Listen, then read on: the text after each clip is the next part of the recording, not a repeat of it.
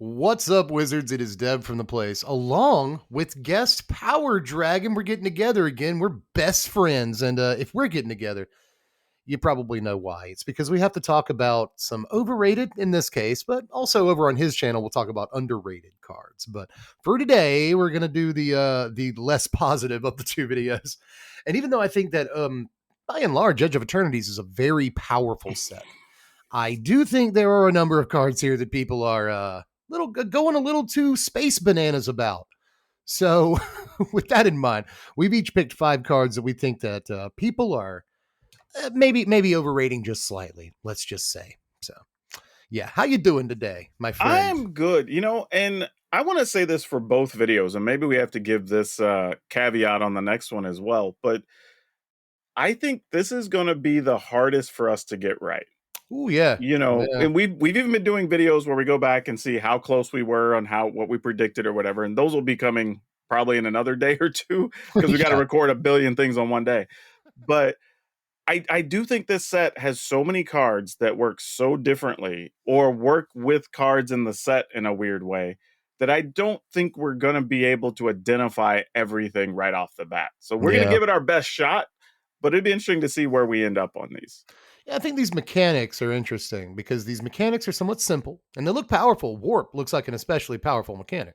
Spacecraft don't look super powerful to me, but we might all be wrong. There's a Yeah, reason that they're absolutely. balanced the way they are. So, again, this could be a tough one to get, especially with so many cards that look really good. They could not be good, I, or I cards that are just way under the radar might be better than we think. I think it's just a case of so many cards look really good and so many look really bad. And I can't imagine that R&D set these numbers on these cards to be that polarized, Right, right? It just right. doesn't make sense. That's what I'm saying. Like, it's going to be interesting to see where we end up, a few months from now when we come back and review these. Yeah, I mean, I've got a couple on my list, and I bet you do too, that I don't know why anyone would like them. Like you said, some of them are just so bad looking, but they're amongst, in some cases, some of the most expensive cards in the set. Yep. Several So of mine made the list because they're so expensive and I don't yeah, understand. same. So I imagine we'll line up a bit on this one, but that just means we have a lot to talk about and a lot in common. So with Yeah. that in mind, I'm kind of ready to go, man. What's your number 5? My number 5 is the Dominion bracelets. Okay, yeah, this is my number 2. So we already got a hit. Yep. This is We this already got is a hit. a 2 mana equipment. It's legendary, as it should be. Equipped creature gets +1/+1 and has pay 15. 15. That's such a huge number, but It's 15 ridiculous. and exile it. So you get a one shot with it. You control target opponent during their next turn. This ability costs X less to activate, where X is the creature's power. Activate only as a sorcery, but hey, it only equips for 1. So, Hey, there's that. that's pretty cheap. Like, here's my issue. I feel in some ways that the Aether Spark was better. And I again said the Ether Spark was overrated. I It was gonna turns say out I was right. that was on our You're list right. too. Yep. Yeah. And I feel that way about this too. Now, don't get me wrong. I think all the cards we've had previously, whether we're talking about like Mindslaver or the Eldrazi or whatever that like took your opponent's turn, Oh yeah, yeah. fantastic. The difference though is each of those is so much easier to use, Yeah. right? Yep. Because first, you have to have a creature that lives where you're also trying to put the Dominion bracelet on it, right? And then you have to have, let's assume it's like a 3/3 or a 4/4 creature. You're putting this on it so it gets another one. So we'll say you have a 6 power creature. You still have to have 9 mana. Nine mana. In that case, I could see maybe trying to like be Mimi and like cheat in a metalwork Colossus or like some other huge guy that we have in standard. Well, we have Blightsteel Colossus and Sure. But then I just attack you with Blightsteel and kill you. is it Blightsteel? Darksteel. It's Well, yeah, whatever. But same difference. Like, yeah, why am I wasting just time with the Dominion bracelet at that yeah, point? I'll just trample over with my indestructible 11/11, win the game that way. Yeah, Like this seems win exactly. more no matter what. Like if you have a 10/10 that makes this only 5 to activate, first of all, I said only 5 to activate. That's still a lot of mana. But even if you do, like you said, like you have a 10/10, it's like, well, that's winning the game. You know what I mean? Yeah. I don't understand this. Every now and again they print a card. I feel like it's like once a set. Like they print a card that's meant to call back to an old school, like legendary modern killing card. And like in this case, it's Mindslaver. And it is just nowhere near as good as any version of this effect we've ever seen. I don't get it. You None, have to exile the bracelet too, so it's not like you can do shenanigans where you get it back over and over. Like you yeah, exile the bracelet when you use it. and that's exactly it. So Don't get me wrong. I don't want it to be better. I think anything that gives you an extra turn, skips a turn, or steals a turn in any game that I have ever played, that I've ever yep. worked on, that I've ever judged, is always a bad thing. Like it's not a good feeling. Players don't like it. It just leads to terrible decks and game mechanics that are non-interactive, whatever. So I'm okay with this. But the fact that this card started out, I'm looking at a chart right now at $50. Yep. It's currently about 30. Oh, I'm even So seeing it as low as 25. So wow. like So it's it's already dropping. tanked in a matter of a week as people have Yeah. started to come around to like, hey, maybe this is kind of insane, right? Maybe Like, this is just a little trinket that no one wants. yeah, You but I've know, seen people talking about this and like things they could do and these convoluted like ramp search, do whatever, even in yeah. Commander, and I'm like, okay, but still, you're getting one turn. Like, what are you doing? And in Commander, that probably just makes you a target, right? Like Yeah. you did a thing to Yep. try to wreck somebody, and they're like, "Oh, that's effed up. We're going to come after you now." So Yep. that's not necessarily a It's good like thing. not even using the card yet, just resolving the card. It's like resolving a Mindslaver makes you a target on a commander Yeah, table, even though it only targets one person. And I swear to God, half the time in like a casual commander game that you actually activate a Mindslaver, it's just to like tap down their lands for a turn or whatever. Like yeah, you don't and get to maybe do run their anything, you know? creatures into somebody so they get chump Right. blocked and die or You something. know, something Yeah. like normal stuff, you know. It's Well, and even that brings up the other point, right? Like, let's say you do get it and everything goes off. At what deck are you playing where your opponent has a bunch of resources left? right. Right? Yeah, this Like, is another one. In a way, this is too dependent on what your opponent's doing in the first place. Like it's one well, turn. here It's are my one thoughts though, turn. right? Like they're either playing some, let's assume, hyper aggro fast deck, whatever. So you're spending your time like countering things and sweeping the board and doing whatever. Maybe you make a token, you put the Dominion bracelet on it. The next turn, you somehow have 13 mana. I don't know, Sure. right? You crack it, you take your opponent's turn, you draw a card. What do they have left in hand? One or two cards, Right. Nothing, right? you know? So you tap their lands down. Maybe you waste a card to do nothing if there's a possibility, and then you Yeah. take your turn. You spend It's a like, lot of time and resources to not get much of anything at that yeah, stage of the game.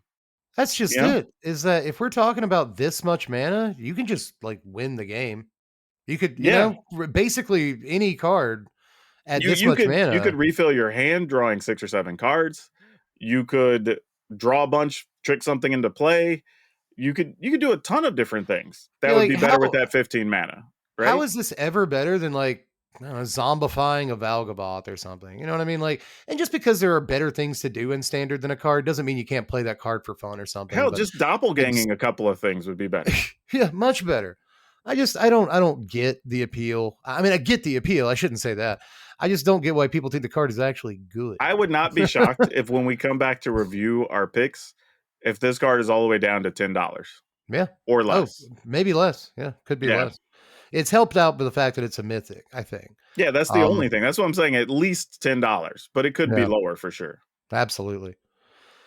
Well, all right. So since I've got to cross out a card on my list, that means I get to take a card off the bench for number 5. Cool. And that is Spacetime Anomaly here. Okay. So Spacetime Anomaly, this is one a lot of people are really, really into. So let me get it open just so I know exactly the text on it. 4 mana, 2 a white and a blue for a sorcery. Target player mills cards equal to your life total. So what this card does is it goes into the Hope S-Time Commander deck and does absolutely nothing else. This card is $15 pre-order right now. And I know not everybody loves when we use pre-order prices because they're always high, Sure, but sure. they're proportionally high, you see. So there are cards in the set that are rare that are going for like $2 right now. There are cards in the set that are mythic that are going for like $4 right now. So when I see this random rare going for $15, that's even at pre-order prices, that is a bit much. It would not surprise me if we checked back next season and this card was like 50 cents. Seriously. It goes in one commander deck and it does absolutely nothing in standard. I have some hope that this could help replace Jace Perfected Mind. Hope. I see what you did there. You see, yeah, but those hopes I think will be dashed very quickly. We've got some decent mill stuff in standard, but I think against a lot of decks, like not even a super dedicated aggro deck. If you play this on turn 4, you have tapped all your lands down, put shields down completely to mill 8, and that's probably not good. And that's if you're playing against mono red or some other really fast deck, it's literally like, okay, I guess I'm going to tap all my mana down and not do anything and mill 4. And it's just like, you're dead, kid. There are probably lines with this where on turn 7, you've been able to stabilize and it suddenly mills 10. And even then, like, it's just not that good. I think that's sort of what I'm wondering, right? It's an interesting card because it does have me thinking, like, what would we need for a mill deck to be playable, right? Yeah. Because right now we've had a ton of stuff, right? We just came out of a period where we had Jace, we had the artifact creature that can mill half your graveyard, we have the one that can mill you for 2, and then you can pay the exhaust or whatever and mill for a number of cards in your graveyard. In the graveyard, yeah. We've had all these things, and it's still not good enough. Right. So I'm like, what would it take? Is it this where I pay 4 to mill you for 10? Yeah. Like, but what is the other question I have too is what does the rest of the deck look like? Right? Am I playing a dedicated mill deck, or am I playing some weird life gain deck to just not die to mill you with Spacetime Anomaly? like maybe. So maybe if we had better stuff, we still had like Revitalize in standard or something like that, then like maybe I could see it. Possibly. But my other thing is, if you're playing a life gain deck, if you're just playing the aggro life gain decks, they just kill you well before they even have to care about Spacetime Anomaly, right? And they're not playing blue anyway. They're playing mono white, they're playing white black. So that's not really a thing. So maybe it exists, and there's a world where this is possibly okay, but I don't know that we will, honestly. Like the best case scenario is for this to mill 4 or mill 20 on turn 4. And well, I mean, the best case is you've gained some life before then, but let's just say you want to mill 20 on turn 4. Well, if you're up against a reanimator deck, you didn't kill them, and you definitely put the Valgavoth in their yard. Yeah, you put the best thing in the yard, probably. Yeah, congrats on that, I guess. It's just, it doesn't line up super well against like multiple deck types in standard right now. So I don't know. I think that the problem, let's just back to Jace for just a second. We've talked a lot about Jace in recording videos today.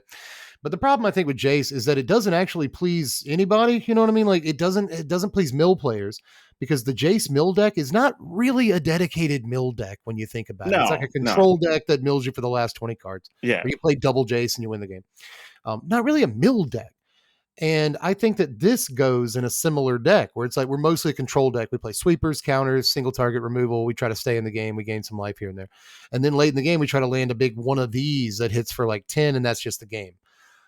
So again, even this I don't think is as much like a dedicated mill deck card as I think a lot of mill players want. So it pleases no one at the end of the day. Doesn't please mill players, right? Which is ostensibly who the card is for. So I'm not like I want to play this card in Commander in one deck. That is literally it. I have no hope for it otherwise. And I did the thing again. Yes. I feel you. All right. What then, I suppose, is your number 4? Oh, this is my number 4. If there's one I'm probably going to be wrong on here, it might be this one. I don't know. Maybe I have a spacecraft on my list too. Maybe it's that. But we're going to talk about a Vindo Waking Haven. It's one of the planets, one of the mythic planets, I should say, in this set. It's the green one. It enters tapped. It can tap for a green. It has station of 12. And then you can pay a green and tap it, and you gain 1 mana for each creature you control. Now, again, several of mine made the list because the prices just don't make sense to me, right? This started out at like, I'm seeing close to $40. It dropped down to like 18, and now it's back to 20 to 25, depending on where you're looking. So it actually dipped and came back up. That says to me that some people have come back around to they do want it, or cards have moved enough that vendors have moved up their prices. So I don't know how I feel about that, because there's always a problem when a set comes out that everybody wants to relate a card to an old card, right? So there's a lot of, oh, they reprinted Gaia's Cradle. And I'm like, not really. This is Gaia's Not Cradle even with two close. extra steps, Yep. right? One, that we have to unlock it first at 12 plus station, and we also have to spend a green to trigger it every time. Yep. I think that's a massive difference. It Yeah, really both of is. those very big Yep. differences. And that's why I'm looking at saying, like, what deck, like, again, looking at how we play Magic right now, what deck wants to not attack with some number of creatures for a couple of turns, maybe a couple of like 2 mana 3/3s, and you tap them over 2 turns instead of dealing the 12 damage or whatever they would do Yeah. to unlock your land, to just now be able to tap for like 4 extra mana. And this is assuming your creatures aren't removed or the board isn't swept or anything else happens, right? I just don't get it. Like I am more hyped for some of the other ones in this cycle than this, Yeah. because I just don't understand. Like even in for Commander, what deck do I want to put this in? I mean, I guess I'm playing like a legit just token deck. Then I'm Yeah. okay tapping some 1 and 2 power things that weren't going to punch through anyway to unlock our land. But I mean, maybe there's some weird trick to putting like 10 counters on a thing in 1 turn, and then Right. I don't know if that Funny that exists. Then sure, maybe. we lose Yeah, all the cards that proliferate to rotation. also true. Yeah. Yeah, That would have been a fun trick, I guess. But I think this is probably a commander playable card, but there's an interesting tension to it where the best way to station stuff is probably to station things with large creatures. But if you only have like 1 or 2 large creatures and you can station this up, well, then exactly. it's neutral on mana, right? So that's not great. Um, People got mad at me a couple times in the comments section talking about this card this season because I complained basically about the fact that you have to pay a green mana to tap it down. Obviously, the 12 station and what makes it so much worse than a Gaia's Cradle. But don't discount how bad that green mana is, man. Now you have to have like multiple creatures for it to just be like neutral on mana effectively, because you're tapping 2 lands down at this point to get. But You I have think you have to it's have at least like 3 guys out and I think it's easier even stuff. bigger than that, because when you look at the other lands, they will still likely do something once they're stationed up, right? Yeah, This one, if your creatures get swept, this yeah. taps for a green. Back to Like, tapping for green, baby. I Yep. think the white one like copies things, the red ones makes creatures, the blue one taps for artifact mana, whatever, Yeah, the right? Tesaret Academy. Yeah, they're all doing other things, whereas this is just sometimes just going to be in a very complicated forest. Like for what it's worth, like kind of a spicy take here, but apparently a lot of people agree with me when you look at the prices. I think the white one is the best one. Quite I possibly. really do. I don't know. I Yeah, kind of like the red one, whatever. But yeah, mm, I think they yep, all are better than this one. yeah, yeah. Like, But I will say again, I think this is commander playable if you're doing the right thing. I don't think it's gonna be too hard to activate in commander, and then you just got a guy's cradle that didn't cost you whatever a cradle is now. It's $600, some nonsense. yeah, I don't So know. Like know, maybe, but again, what creatures am I playing where I'm not going to want to be attacking with them, where I'm not going to want to be tapping or activating them, where I'm not going to want to be spending my mana for other things, it's like Stompy is an idea, but so are a number of like Teamer or Naya Enchantress decks might be able to leverage this to some degree because they have a lot of high power creatures. But there's also just like any +1/+1 counter based deck because they tend to play a lot of creatures and the creatures get relatively big. So you could actually station this and still have untapped creatures in play, which I think Sure, is but I can important. also just You run know, my opponent over. right. That's what I'm That's the saying. thing. Like, If I have the 10 little token guys in play in order to station this, then I'm either going to want to be attacking with those tokens or blocking with those tokens. yeah, And this card kind of takes away the ability to do that if I want to station. But I think that these station cards, especially the ones with a high station cost, are all about finding a turn. yeah. Finding one turn you can effectively take off, and that is going to be pretty hard, I think, a And lot of like the I time. said, this is the one I'm probably going to end up being the most wrong on. And right now, the market does not agree with me, Yeah. according to the charts. So, All of these lands are expensive, and mostly it's because a lot of them crib older lands, is yeah, the Tolarian Academy one. But again, I think the most expensive one is the white one, and I'm not sure it's cribbing any one effect that we've seen before. It just looks really good in yeah. Commander and Synthesizer and whatever. But Well, yeah, all I think it's right, a good man. pick. It's a good pick. What's I your next guess one? yeah, my number 4 here is I gotta say this isn't super high in terms of price, which is why it's kind of my number 4 here. Not super far up the list, but it is Cosmogoyf. Oh Cosmogoyf, yeah, yeah, yeah. yeah, a little 2 mana guy. He costs a black and a green, and he has. I'll tell you about his power toughness in a second. He's an elemental Lurgoyf, and his power is equal to the number of cards you own in exile. Toughness equal to that number plus 1. So probably a lot of fun ways to enable this, and like you wipe your own graveyard, and he's relatively big, whatever. But I think that he's actually much harder to enable than the average Goyf. And beyond that, he's got the same problem as most Goyfs. He doesn't have trample or really any kind of evasion of any sort. So, in a way, I think that this is probably going to involve getting cards into your graveyard and then exiling those cards. Or maybe exiling cards from your hand. You could also play this in a Jund deck where you exile cards off the top of your library with like red card draw, and he gets stronger for each of those too. So like there's ways to exploit the card. But the last thing I'll say that I don't like about this dude is that if you're playing literally any other Goyfs, he's probably not good with them because you're removing cards from your graveyard to Yeah, it's the worst fuel Goyf. him. Right. It's a pretty bad Goyf when things come down to it. And I've seen some people, like I said, it's not necessarily the price that's put it on my list. It's because I've seen people in the Spikes subreddit and some other content creators, won't name names, but basically say this could be like modern playable. And I don't buy that for Cincinnati second. I do not think that that is correct. I will say this: I haven't played enough modern to speak on that regard, so I'm Yeah. not even going to try to. But as far as standards concerned, we had the Goyf with the blue black kicker, Right. right? Which was okay. It Be saw a fine. little bit of play, not much. It's all right. We had the black one with the blue adventure that milled, Yep. right? Yep. And that one saw some play. We have Souls of the Lost, which is the best version of them, Yeah, probably. it's probably seen the most play. Yeah. Yeah. But also, those cared about things in graveyard, and one of them each graveyard, right? Not even your graveyard. Yeah. Yeah. So to have one that needs things to be particularly exiled, and you don't necessarily have a lot of cards that black and green creature decks want to play that exile stuff, Yeah, not necessarily. Yeah. I'm not sure where this would live. Honestly, I can't think of a spot that like. And again, I get people see Goyf and they want Goyfs to be good again and whatever. But I'm like, we basically had a standard just a second ago with 3 different Goyfs, and only one of them really got any significant amount of play, which was Souls of the Lost, because it was part of a graveyard deck, Yeah. right? Not an exile deck. So So I don't know. I don't know. This one's a tough one.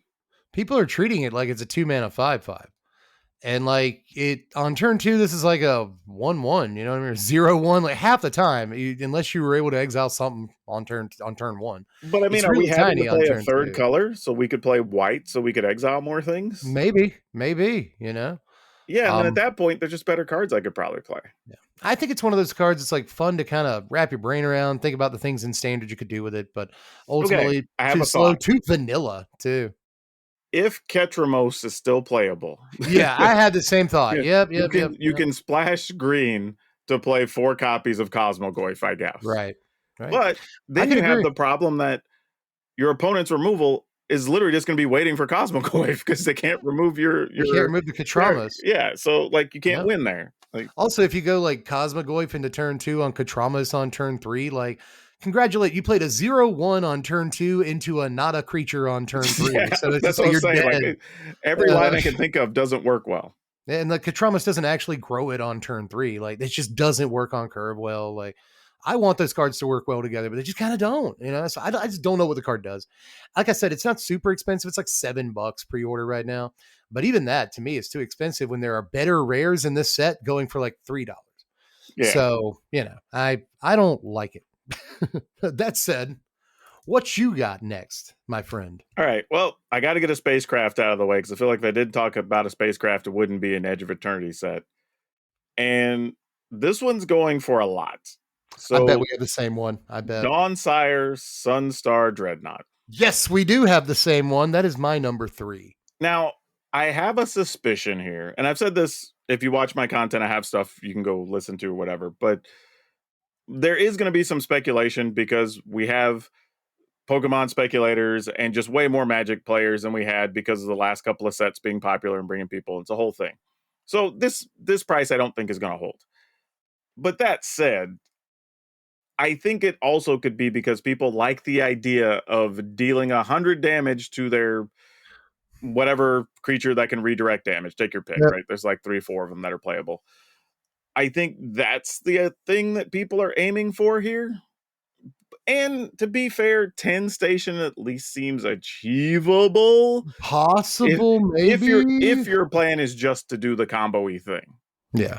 But beyond that, I mean, you're paying a 5 mana thing that effectively does nothing because you Yeah. have to attack even if you were to unlock this for it to do anything, and then effectively you paid 5 mana to kill a creature. In most cases. And like no deck wants to do that. Like maybe Yeah. some sort of oops all colorless kind of pile or something. But even then, I feel like if you have 10 station, you could be winning the game some other way.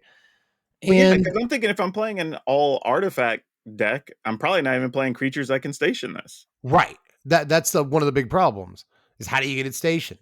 Right? This is, I've said this a couple times this previous season. This is worse than a 5 mana do nothing. And a 5 mana do nothing is already right out. You cannot play that card. But this is worse because it's not only a card that taps down 5 of your mana on turn 5, you can't do anything else, but it also probably taps down a number of your creatures on turn 5. Yeah. That's worse than doing nothing. The Yeah, meme, I that's guess, another thing because you have to station as a sorcery. right. Yeah. I feel like Station started as an instant speed action, and it was really powerful. So they made it sorcery speed, and it just killed every single spacecraft. The meme, I guess, that both of us will probably partake in because we're streamers or whatever, is that you like hit your own Screaming Nemesis with this. But Yeah. I feel like a deck with Screaming Nemesis could just win 2 turns faster anyway. So it's just the one thing I like about this card. I'll have to give it this is that it says whenever you attack, Yeah. not like whenever Dawn Sire attacks or whatever. So as long as you've got it on, 10 station, it doesn't even have to be a creature. It still gives you this. And being able to like turn over turn, kill a guy every time you attack. Yeah. After the third attack step, it's probably pretty powerful, but it's just so difficult to get on that mode in the first place that I don't think it's worth the $30 it's going for right now. It's crazy Yeah. price. And my question when I look at 5 mana, it's like, okay, well, what if I just played Aclazotz? What if I just Yeah. played Elspeth? What if I just play, you know what I mean? Like, how much easier and how much more value do I get by just playing one of these other cards? Yeah, I think people don't understand how good you have to be sometimes to be a 5-drop that sees play in standard. Even after bans, even after the rotation, it turns out that, mono red is gone. We don't have to worry about the mice anymore, but that doesn't mean you can just play 5-drops. You've got to be really, really good. This card just does not pass the old mustard test as far as I'm concerned. Yeah. So Yeah. we'll see. Like I said, I'd love to be wrong. I'm sure this will probably show up somewhere, but I don't think it merits the price that it's pulling right now. You're Not even talking, close. in the ballpark of $25 to $30 Yeah, in I'm some sure. I mean, places. most at least cards go down. Like 90+% of cards go down after the set actually comes out. So I Yeah, if this assume was most of more the in the like cards we talk about 12 to 15 range, maybe. be sensible. Yeah. But this will settle at 12 to 15 for a while. And then hopefully I assume it'll go down to like $3 or whatever. But I feel like this is one that'll keep value for like too long, considering what it is. Yeah. So I agree all day. So what do you got next up? I think this is technically my number 2. Basically, it's my second to last card because, like I knew would happen. We have had some of the same cards. Yeah, yeah. My number 2 is currently also very, very expensive, but it does have a meme on it. I was gonna say at least Dawnsire has a meme on it. This card does too. This is Alpha Royale Stone Chosen. Kind of looks like a clean shaven Brian Kibler. 5 mana, 3 in double black for a 3/3 legendary human cleric with ward, discard a card at random, which I admit is cool. Void. Whenever Alpha Ariel attacks, if a non-land permanent left the battlefield this turn or a spell was warped this turn, defending player loses half their life, round it up. This card is trash. This card is absolute rubbish, and it's going for $25 right now. Again, it's Mythic. That might be helping now, but we can basically carry over, port the point from the last card into this one. It's 5 mana in standard. And you could just play Aclazotz at this exact mana cost. You could play Zodiark, I guess, at this 5 mana, at least in black. You could play Unholy Annex as a 6/6 flyer if you felt like doing that. And this is just a worse unstoppable slasher. I know this doesn't have to hit for combat damage, but you know what it does have to do? Attack. And it won't do that till turn 6. And yeah, it's ward discard a card at random, but they can probably still blow this away. Probably. If they can't, I could see it taking over the game. But I could also see it being easily brought down by a block if you don't have the removal spell. And then all that happened is you lost half your life total. You know what that didn't do? Lose you the game. No matter what, you did not lose the game to that trigger. So I don't know, dude. I think that Unstoppable Slasher is the obvious comparison, but Slasher is about 50 times better than this, and even it doesn't see that much play. So I don't get it. Why is the card $25? Explain My it. guess is it's a lot of the people that are kind of, I won't say memeing, but maybe just leaning on that aspect of black these days. Yeah. Where you're playing the 2/4 Aclazotz thing that like you take double damage, right? You're playing the vampire Right. that when your opponent loses life, you gain life or whatever it is, right? Like you're playing the 4/3 enchantment creature that if your opponent gains life, or when you gain life, your opponent loses life. Yeah, right. Oh, yeah, that thing. Yeah. All the things that are just causing your opponent to lose large chunks of life at a time. And maybe this is just an inclusion for them for those decks. I mean, I will be fair to them and say you are losing Archfiend as an option to play. You are losing Shieldred as an option to Childred. play. So, like, maybe. But that being said, I'm with you. I think it's 5 mana, 3/3, which is not great stats on a card. Yeah, period.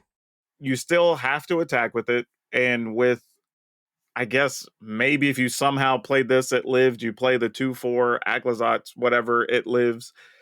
Okay, cool. You But get that's a, to your that's a opponent when you lot attack. of stuff that has to live, Yeah, that's what I'm saying. It's a 4 and That's, a 5 mana thing yeah. on back-to-back turns that have to hit. Like, so I don't know. Like, again, if you were to tell me that this card's like $8, I'd be like, yeah, all right, fine.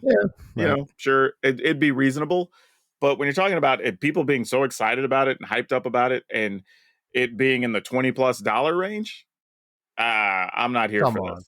Yeah, one of the coolest things I've seen people do, or at least posit to do with it, is there's that guy from Final Fantasy. He's like a black legend of some kind that, like, every turn you get to take a guy out of your graveyard, make a copy of him. He's like a 5/5 flying haste trample. Um, not the creature himself, but the creature that he gets out of your graveyard. He makes like a token copy of him Okay. that has flying and haste and trample or something like that. And Oh, people are, yeah. yeah. I know what you're talking about because they like to play them right now with Cactuar. Right. Yeah, Exactly. yeah, That's how people win games with Cactuar. And this guy could also be in those decks. But again, the problem is, why don't you just play Cactuar? Why don't you just play Valgavoth or whatever? Right. yeah. Some So, other big thing that's just going to kill your opponent and or give you value, right. right? Right. As opposed to they lose half their life, they're still alive, and then you really didn't get much more than that. Yep. Yeah, The one cool thing, I guess the last cool thing I'll say about this is that you get the trigger when you attack. So, like, yeah, unlike Unstoppable Slasher, which will never kill them necessarily unless you have a bloodletter out or whatever, this could actually kill them. Like if they're at 6, then they lose half their life and then they take 3 to it and they die. So unlike yeah, a lot of these effects, they'll still take combat damage after the trigger and they could die to combat damage. So that's kind of good, but I don't think the card's worth 5. I just don't. I'm sorry. yeah. I can't get there, man. It's too far of a stretch for me. Yes, sir. What do you have next on your wonderful list? I'm going to tell you that when I first heard about Edge of Eternities, my thought was, man, I wonder what space goblins look like. I wonder what space angels look like. I wonder what space dragons look like. Uh-huh. And sadly, we got 2 very not good dragons, I think. We I got think we one. got at least one really good one. I wonder which one you mean. Well, we got the common one that I think was not very good. It costs like 6 or something, whatever. Not excited. But Oh yeah, the one that like bolts a target when it comes into play. Yeah, that the guy's rare not good. one, believe it or not, I am actually not excited about. At 5 mana, we have a Nova Hellkite. It is 3 red for 4/5 dragon with flying and haste, which I do like those words. Yeah. When I think this card is very good. I it just want to say enters, that. it deals 1 damage to target creature an opponent controls, which that's just a weird line of text to me. Like, why is it one damage, and also why to a creature? Why can't it just target anything? It's 1 point, right? It has warp of 2 and a red, so you can have it hit the board and be a something. I guess just deal a point for a turn and get in for 4, and then it dies, which is fine. I don't think Yeah. that's terrible. But I started thinking about how many decks would I want this? Now, just looking at the regular cost of 5, I look at, we have the Dinosaur Dragon, which gets you a ton of value every turn. And we have Dragonhawk, which Yeah. does a bunch of extra damage and gets you extra cards. So I'm okay with this card if I'm playing some type of serious aggro, whatever. Maybe mono red wants this card to have a 4 mana thing that can come over the top, maybe. Possibly pick off some small creature as a bonus if you're able to. But that's kind of it for me. I don't know how many decks actually, and I'm a guy who wants to play some true Gruul stuff, wants to play some Yeah. dragons. If I'm playing a dragon deck, maybe I consider it, if I'm playing something with Sarkhan and whatever. But I'm kind of surprised. I felt like people are way higher on this than I was, which is funny because You're the dragon yeah, guy. this is a card I look at and I want to be excited Hey. about, but it may be, and again, it might still be playable, but might just be slightly overrated. I don't think it's going to show up in nearly as many decks as I think as people think it is. How much is it going for right now? Not very much. I think you can get these for like $8 to $10 in a lot of That's places. not bad. That's Yeah, not so bad. that's reasonable. I think this card is phenomenal. I And it really might do. well be, for Yeah. sure. I think that it comes down and kills more creatures than people may assume. It kills spyglass sirens unless they've gotten the right map token. It kills deep cavern bats, which I think is very important because otherwise they'd just be able to block your 4/5 on turn 3 with their Sure. 1/1 life linker. And so you blow up their deep cavern bat, you get their card, you get your card back, and you hit for 4 on turn 3, which is pretty good. It goes kind of well with turn 2 Sarkhan in the dragon deck because you'll effectively get like extra triggers off Sarkhan because you're casting the card twice. It'll come into play on 3, give the treasure token or whatever it is from Sarkhan, and then you can do that again later, which I think is really good. No, Sarkhan just makes a treasure token when it enters about. Oh, you're talking about play Sarkhan, get the treasure, and then play Nova Hellkite the next turn. Like Sarkhan, I forget exactly what that 2 mana Sarkhan does with other when dragons. you play it, you can reveal a dragon, make a treasure, right. And then when you play a dragon, it gets a +1/+1 and flying. So that's it. That's it right there. So it's both a dragon to reveal the turn you play Sarkhan to get the treasure, and it's a dragon to play on turn 3 to get the +1/+1 counter on Sarkhan. Which I think is kind of good. You don't have a whole lot of great 3 mana dragon options. But you do have 4 mana dragons. But you can bank the treasure token, right? Yeah. There's a lot of good 5 mana dragons too. So that makes it to where you can play a 3 mana dragon on 3, and then on 4, you can play your Dragonhawk, or you can play your Terror of the Peaks, or whatever it is. And that's the deck where I think it can live, right? I think if it's going to excel, it feels like it's going to be in that kind of space. Interestingly, just one more line with Sarkhan. I'm sorry. No, go ahead. I just got excited about it in my head. You can play Sarkhan on 2, this on 3, and put the counter on Sarkhan, not use your treasure token. And then on turn 4, just play this guy again. Sure. You've got 5 mana. So you have swung for, geez Louise, what is that? 4, 5, 6, 7, 8, 9, 10, 11, 12, 13, 14. Like 15? Oh, absolutely. By turn 4? And that's what I'm saying. That's the one deck where I'm like, cool. Yeah. But I don't know if this is universally good as the aggro card I want in a lot of things. Mostly because it does leave me without a threat, potentially, attacking on the next turn or whatever. And I still have to hit my mana to get the sizable body, I just feel like on a game where you go, like turn 3, this hit for 4, into turn 4, like Sunspine Links or something. And then turn 5, you just play this card again. And now it just sticks. I don't know. It's not Screaming Nemesis. I think Screaming Nemesis is obviously the strongest 3-drop in red. But the only other red 3-drop in an aggro deck I could see really competing with this is Tersa Light Shatter. Sure, also a good card. Fantastic card. Yeah. So I'm not sure you do end up playing this, even though I think it's a good card. But I'm telling you, I think it kills a lot more than it looks like it kills. There's a fair number of X1s in standard, so. And like I said, I do think it's still a good card. I'm just putting it in overrated, like more hype on it Yeah. than I think it deserves. Yeah, we have to explain this every season, and now Yeah. you're explaining it to me. I think I did need that there because, yeah, just because we say a card's overrated doesn't mean it's bad. And Right. again, like I said, if it might go into a one good deck, and like, okay, fine, still good, playable, worth having.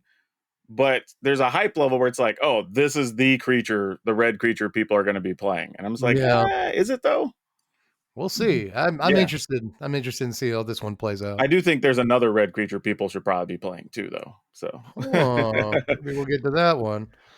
Now we are on my final card, I suppose. okay, And my number one, I wonder if this is on your list too.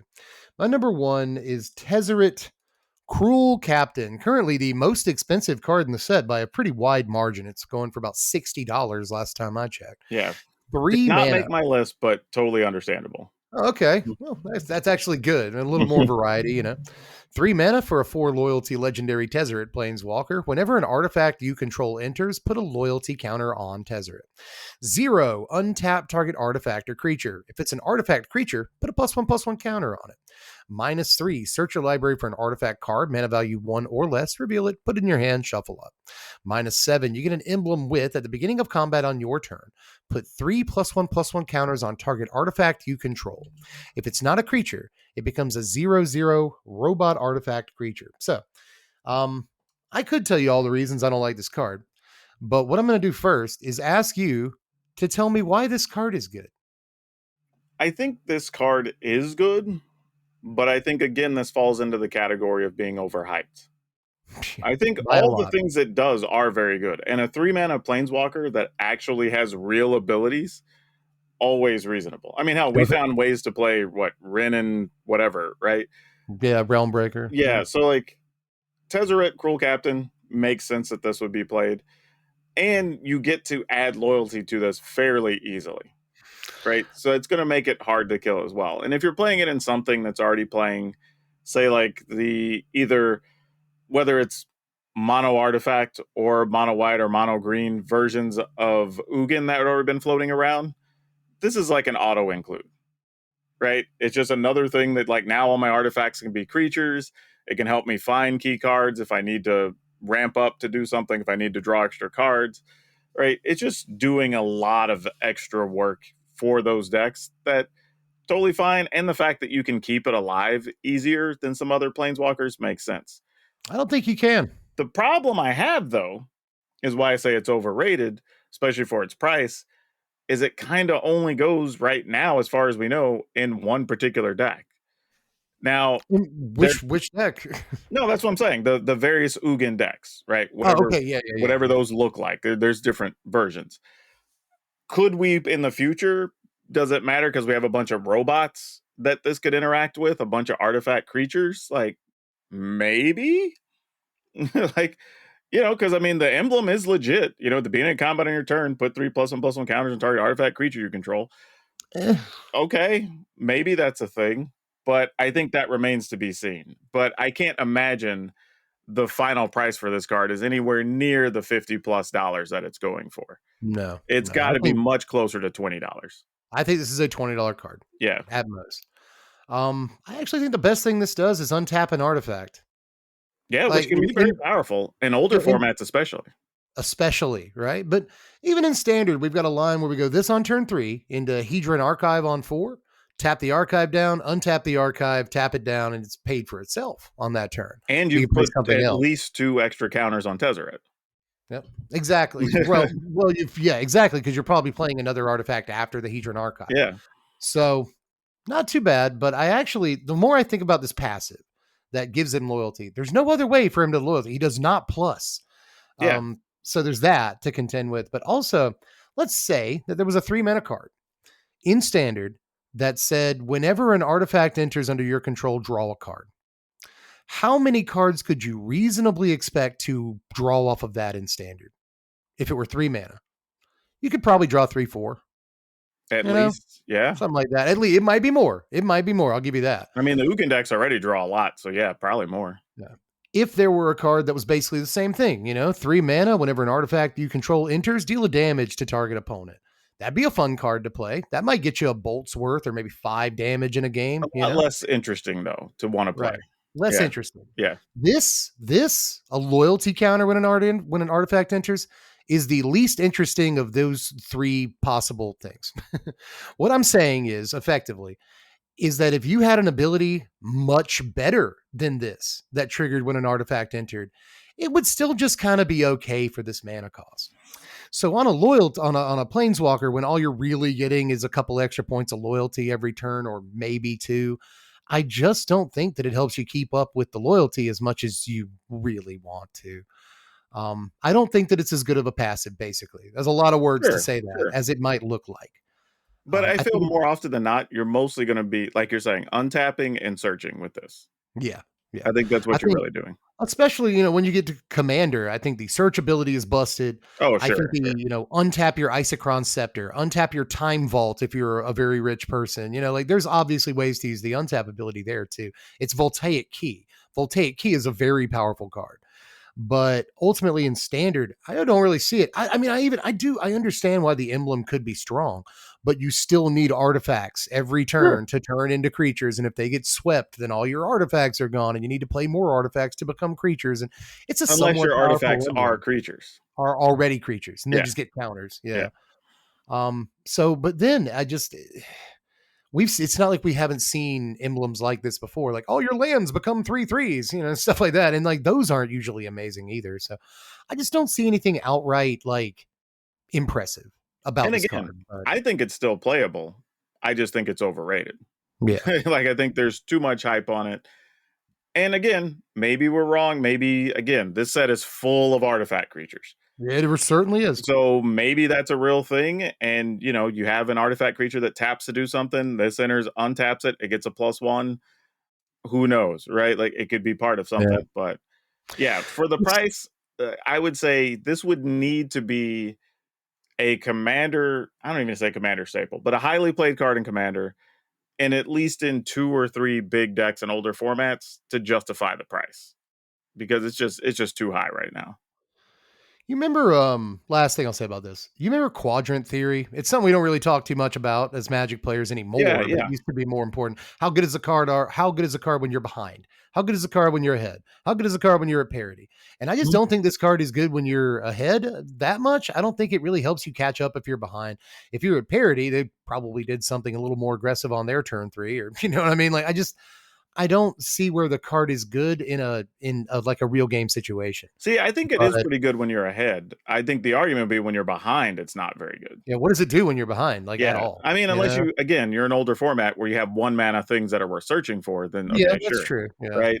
But in standard, probably not so much. I can't Yeah. really picture that being a thing.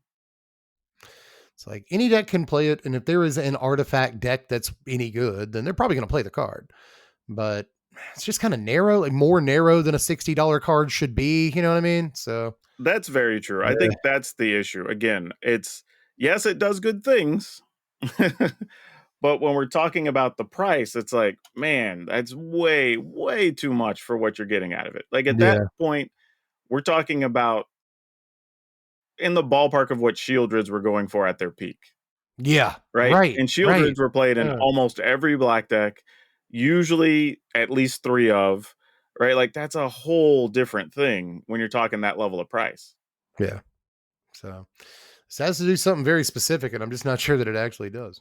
But with that said, do you have one more card remaining? I do. I All do. right. And this one is another one because of Warp. I might be very wrong on this one, Okay. but I'm going to go with the Steelli Reclaimer. It's Dude, this card's awesome. well, Okay. here's my thing. It's three white for a 5/4 Angel Warrior. It has flying. When this creature enters, return target non-creature, non-land permanent card with mana value X or less from your graveyard to the battlefield, where X is the amount of mana spent to cast this creature. Has warp of 2 and a white. My issue here was when I realized it says non-creature, non-land. Yeah, my chat had to point out to me the other night that it says non-creature, and that hurts, but I don't Yeah, think it hurts enough. I think the card is still that to me made it phenomenal. hurt a lot because I Yeah. started thinking about what deck do I want this in that's not playing creatures but is playing this.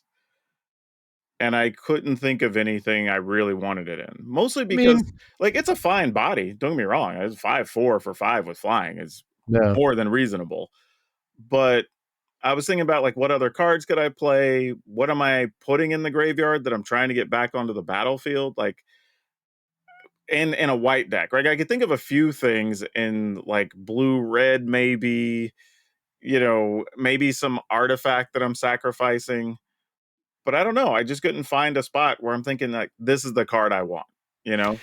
Yeah, one of my first thoughts was some sort of artifact that you're sacrificing. That was a good one. But, in mono white, this gets back the carrot cake. This gets back the caretaker's talent. This gets back the enduring innocence when they finally kill it.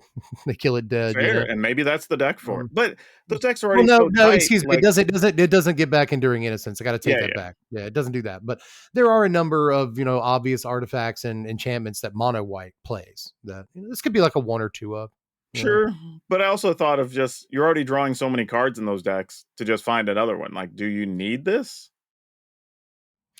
it's like maybe some sort of Oculus adjacent deck because obviously this doesn't get back Oculus. But Sure. if you're playing like strong cards on turn 1 and 2 that discard cards anyway, then this is a way to warp something in on turn 3 and get value beyond the warp, which I think is kind of important. But again, If you it get has to something that be a actually sticks to the non-land, table, non-creature thing. pretty true. Yeah, but I Yeah. think again, like on turn 2, you play any number of effects that can draw 2, discard 1, and you just pitch a 3 mana enchantment in your yard.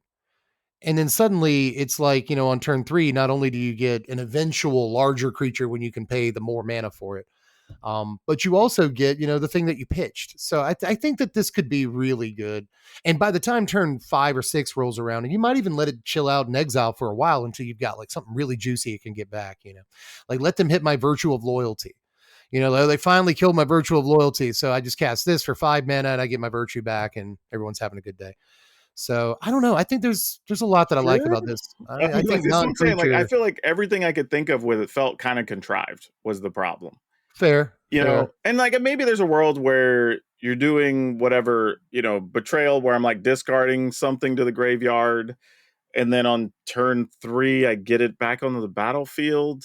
I don't like Like if we maybe. if we still had like Brass Forge in the format, plays like this would make more sense. But we do still have a number of really important 3 mana enchantments and stuff like Simulacrum Synthesizer, which I don't think plays this card Well, yeah, that was particularly. another deck that I realized like Right. didn't need something like this. It doesn't need it. But again, if you have those sort of tormenting voice tricks on turn 2 where you're discarding cards anyway, then like this could make sure that you still get 3 mana worth of value beyond the warp on turn 3. And I don't know, there's a lot I like about this. There's so That's much. really the wording on this really changes the card because if it was just get a creature, great, I'm in. Crazy, Right? insane. I'm in. This is probably a $12 card, and I'm not even going to blink twice at it. Right? Awesome. Does it does it put a finality counter on the thing? No.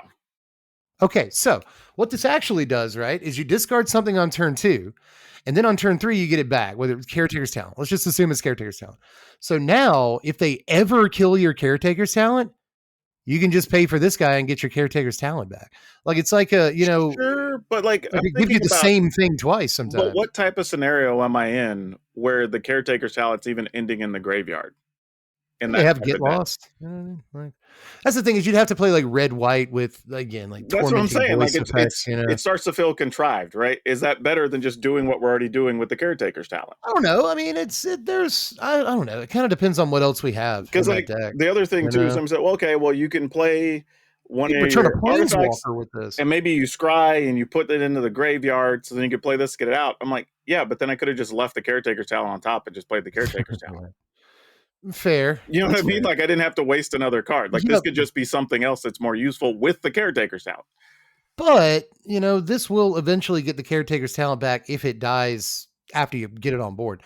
And you'll have a whatever its power toughness is, flyer, Sure. like a pretty big flyer comes with the package. And again, And I think one or two of these may live in that particular deck just for late game scenarios, right? I'm yeah, not going to say the card has no value because that would not be accurate at all. it's like the deck plays a lot of sweepers. So I could imagine a situation where you try to like dump a caretakers or something else important in your yard early, get it out on turn 3 with this, and now it's chilling in exile the entire game. So like you can hit the Ultima, you can hit the Day of Judgment, whatever, and then next turn throw this guy down. You get the best guy on the table and Sure. extra value out of your yard. But So my question is like, were those decks really struggling with those scenarios without this? maybe not, and it really depends on what Mono White's going to keep playing Biza. Mono White's Yeah, going to keep exactly. playing That's what I'm Overlord. saying. It's Like just like, right. is this really doing anything? Like, I mean, it is kind of crazy late game, I guess, if you play this and then like you get a 5/4 and you get your Biza out of the graveyard. That's kind of Yep. cool. But you can't get your Biza. It's Oh, got you to be can't non-creature. because you can't get a I creature. see. Yeah, I so keep it's like, forgetting too. yeah, But so I you can't think even get a like creature. if you can engineer, a 4 or 5 mana enchantment in your yard somehow, it's really not that hard to pitch a 4 mana something. You know what I mean? And then like you get like 9 mana worth of value when you play this out of exile. I don't know, man. This is what I I feel get. it. Like, I get where you're coming from. I really do, but I've got too much hope for oh this yeah, card. no, But I think it's going to get I played. don't know if But it's I think, hope or if it's cope, but again, I think this is that everybody's like, oh, you see what this card can do and all this stuff. I'm like, yeah, but what are we really going to do with it? Right? yeah. There are some like high ceiling things, but they feel kind of contrived and convoluted. It's like, Yeah. I expect to see this card. I expect people will play it. It'll probably be a solid like $4 or $5 card. It'll show up maybe as a 2 of in a couple of different lists, and it'll just be good quality. In late game, you're right. You get a 5/4 flyer and you get something else. And Yeah. maybe that's fine. Maybe even in a creature deck, there's a world where you're playing enough artifacts, enchantments, or whatever alongside this, and you play it and getting back, like, I don't know, even a Sheltered by Ghost might be good enough. Oh, that'd be You know what I fantastic. mean?